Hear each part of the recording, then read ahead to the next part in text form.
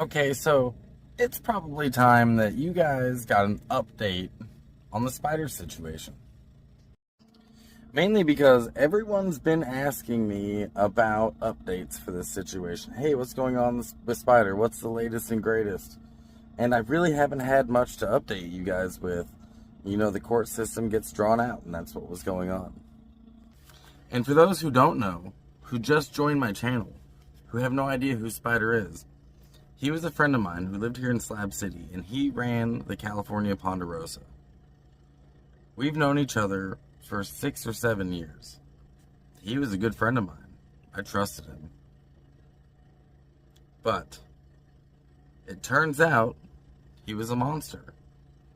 And his child victim came forward and found their voice and spoke up. And as soon as he was confronted by the victim, he ran. He took his home that he shared with his wife and took off with all of her clothes, all of her money, all of her things. And it took 4 months for the warrant to come through.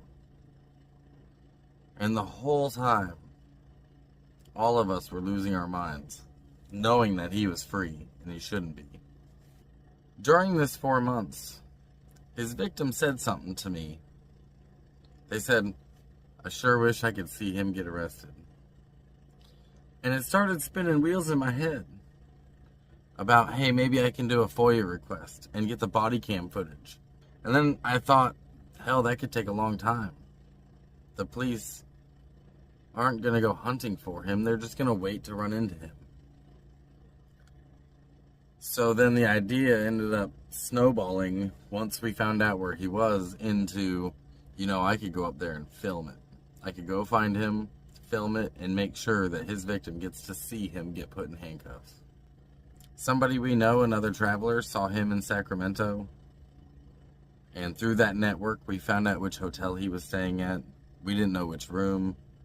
But when I found out which room he was staying in... So, the neighbors told me that he showed up about an hour ago. So I'm just going to call the police right now. I ended up calling the police, and they raided his room. Go get them, boys. Go get them, boys. 1, 2, 3. 1, 2, 3. Let's go. When the raid failed, I about gave up. I thought for sure he went on the run. Turns out that I went to his work and I met up with his roommate. Somebody who worked there, turns out, was his roommate. And he said he would help me find him. That he was supposed to meet him later that night. But then the roommate ghosted me. And I almost gave up again. And I fell asleep at Spyder's work. When I woke up in the morning, I went into his work to go to the bathroom. And guess who's walking out?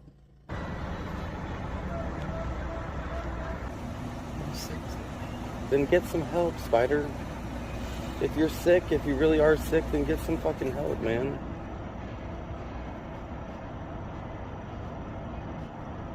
When I found him, I had a 20-minute conversation with him.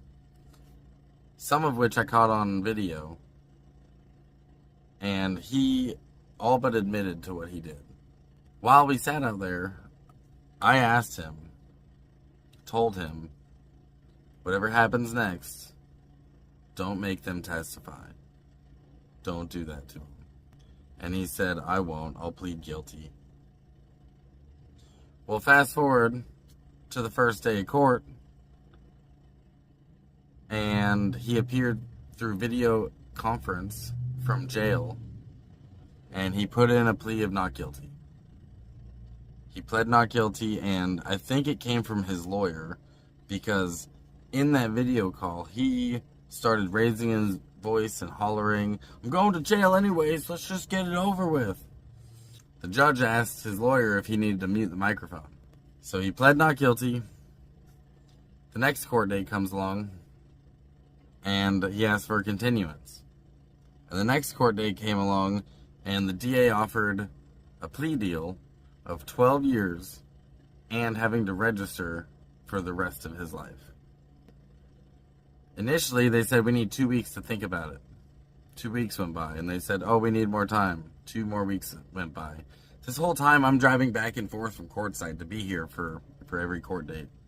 The judge was getting sick of it and was like, all right, no more continuances. We're going ahead and going to preliminary trial, where the police come in and they testify with the information they have. And then after that, it goes to trial. So it started looking like Spyder was going to make his victim testify.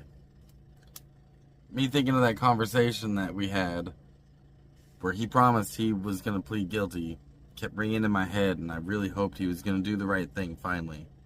So we show up to court this morning. Today is a preliminary hearing, and while we're waiting for them to call Spyder's name, the DA walks up to us with a piece of paper in her hand and says, "A signed plea deal."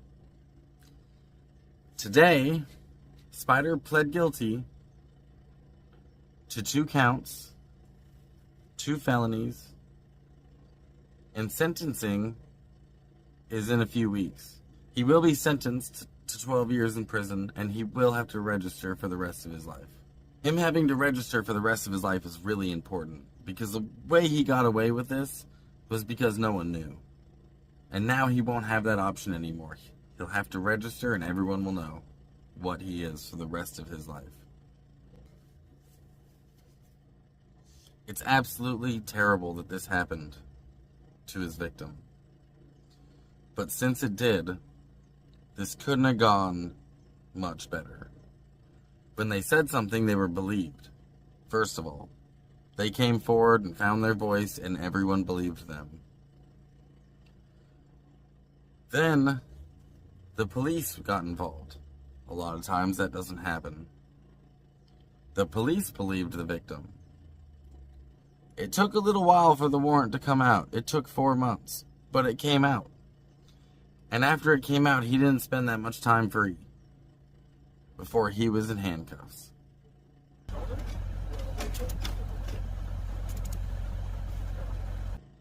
For others, it's years, if not ever. As far as I'm concerned, his victim is my hero. They're the bravest person I know. And I've told them so many times, I've been to combat twice, and I've never had to be as brave as they were. I'm really happy this turned out the way it did. That's my update. I'm going to be going live tomorrow, and we can discuss it a little more. Thanks for being here, and as always, miles of smiles.